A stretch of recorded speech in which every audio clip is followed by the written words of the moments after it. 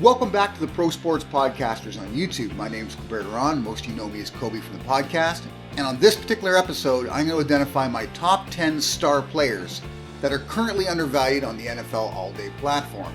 And in this case, I'm only looking at debut moments because with the release of Series 2, I now see debut moments as having additional value going forward. And these 10 players, some of them you'll recognize right off the bat, some maybe are relatively new to most of you, but they're 10 players that all have opportunities to not only become superstars in the NFL, but improve over the next couple of seasons. And that's key here because right now, they have not reached their potential.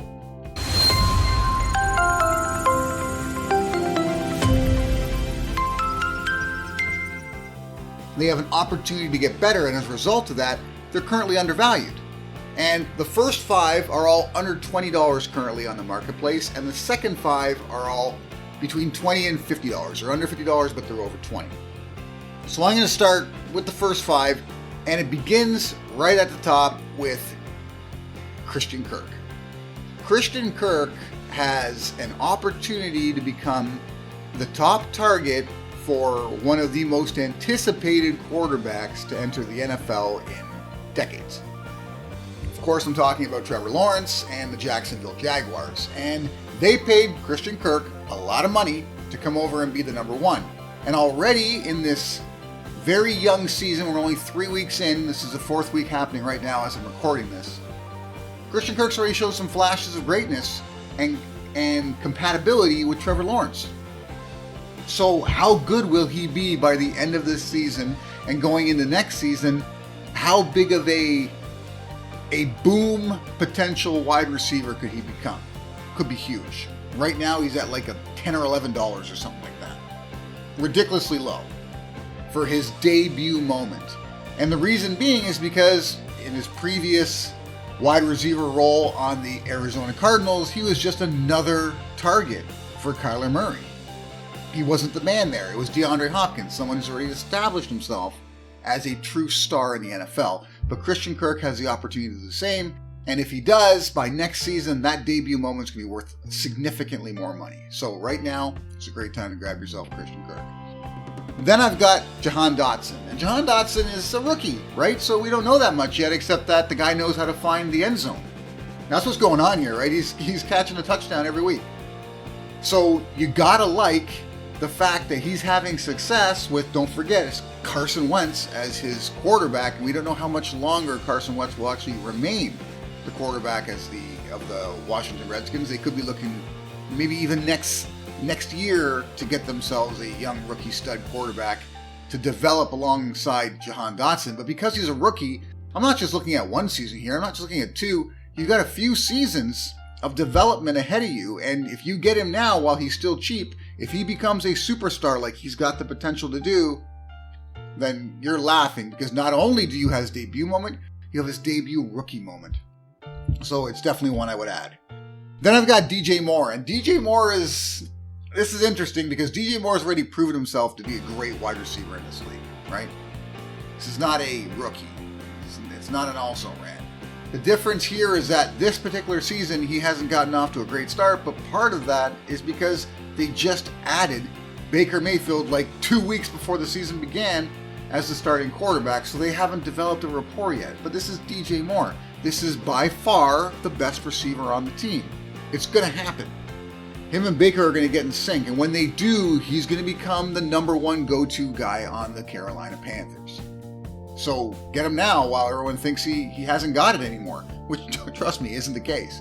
DJ Moore's legit. So get him while he's dirt cheap. I think right now he's at like maybe $9 or something.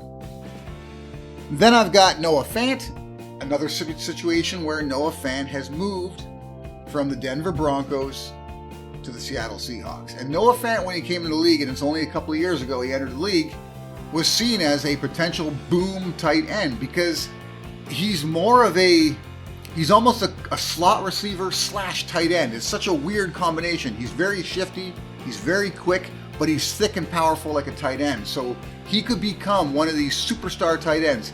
In a couple of years, we could be talking him in the same kind of frame and fantasy as the Travis Kelce's, Mark Andrews, Darren Wallers of the world type thing. So now is an opportunity. While he's number one on a shit team with Geno Smith leading it, you can guarantee you that next season there's going to be a new quarterback running the Seattle Seahawks.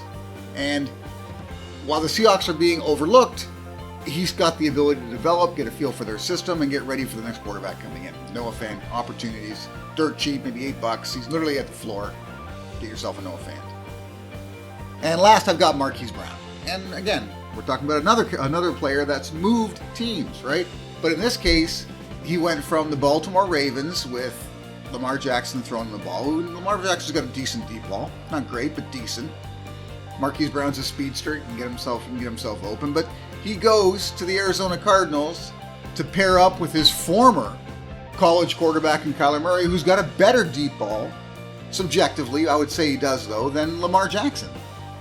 So give them a season to develop some rapport. And right now, he's getting some additional attention because there are so many wide receivers missing off the Arizona Cardinals roster. I mean, you got Hopkins, who's serving a suspension. You've got injuries that they're dealing with. So when the full offensive roster is back on the field, Marquis Brown's going to find some room, and Kyler Murray's going to find him. And when that starts happening, the value's going to go up.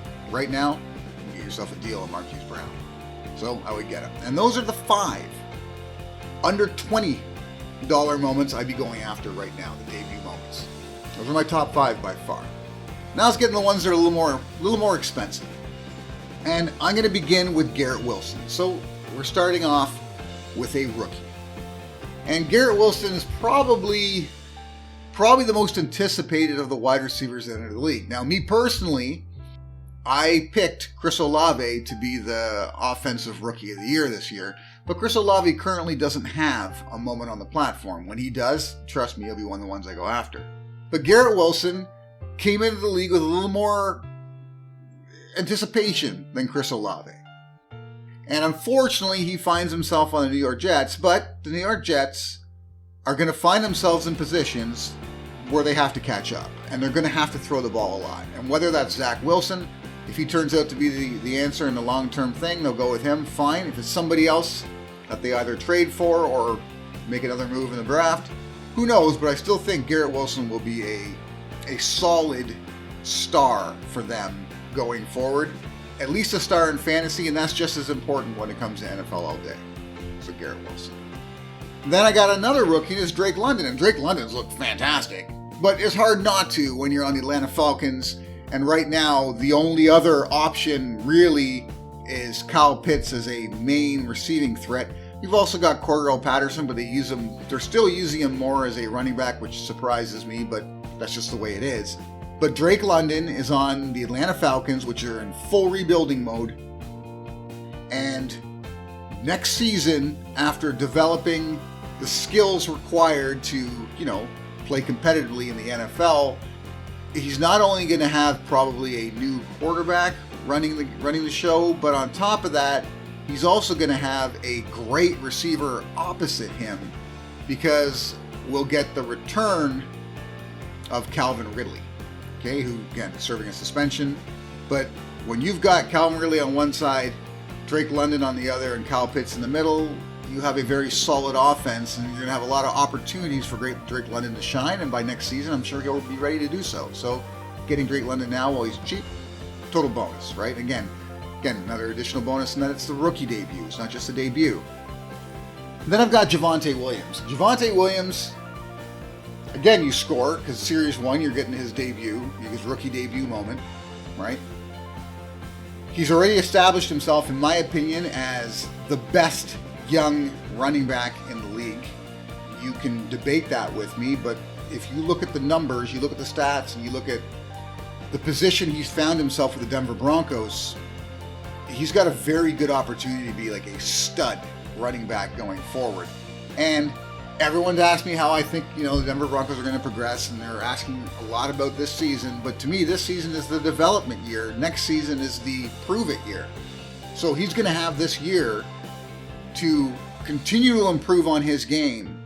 And by next season, you're going to have an offense that's clicking on all cylinders, run by Russell Wilson, with great targets on the outside and in the middle, and all kinds of room for Javonte Williams to prove how good he is. So I like Javonte Williams, especially at the price he's going for now. He's actually come down in price significantly, so it's a great time to buy him up. Then I've got Breece Hall, going back to the New York Jets again, but the Jets, they've been so bad, they've had opportunities to draft potentially great players, and Breece Hall he went as the first running back picked in this last draft. You're getting the rookie debut. He's going to split with Michael Carter, but it's already becoming apparent that they're going to like to use him more on third down situations. So it's going to be more of I think about a 60-40 split by the end of this season. And then going into next season, it might be a 2-to-1 situation. So he's going to get a lot of the carries, a lot of the looks, and a lot of the third down opportunities. He's going to find himself as a fantasy relevant running back. And again, like I said before, it counts in the NFL that you want those performance-based statistics to back up the moments you have in your collection. He's going to have that opportunity. He's only going to go up in value, so get yourself a Breece. And then last, I've got Jalen Hurts. Hurts has been given everything to succeed this season, and he's already doing so. The Philadelphia Eagles are looking dangerous in the NFC, and people were speculative about that would be the case. Can Hurts do it? He's proven he can do it. He's getting the yards required with his legs as we expected, but he's also hitting his top two targets through the air, A.J. Brown and Devontae Smith. They're doing very well this season, and it's only going to build as the season goes on. At some point, people are going to start saying, shit, you kind of have to have a Jalen Hurts. Jalen Hurts is a factor, period. And before that happens, get him now, because it's going to go up in value before the end of the season. A lot of these moments may go up significantly next season, but Hurts is one that's already going to start being affected, and you could see a significant jump this season. And those are the 10. Those are the 10 moments, debut moments, $50 and less, that you can get right now that I expect will be worth significantly more within a season or two. So get them on your roster. Get them in your collection, and thank you later. If you haven't yet, got a link for the Discord in the description. You should join our Discord. Some great conversations there. Also, I'll leave a link to the website. Sign up for the Pro Sports Podcasters podcast on whatever podcast platform you like, because we're pretty much on all of them. We do talk some NFL all day in that, but we also talk general sports. We cover every single sport. We do a fair amount of football as well. We've got some new sponsors coming into the show, so we're going to have some new opportunities for our listeners. Do yourself a solid. Sign up for the podcast. Until next time.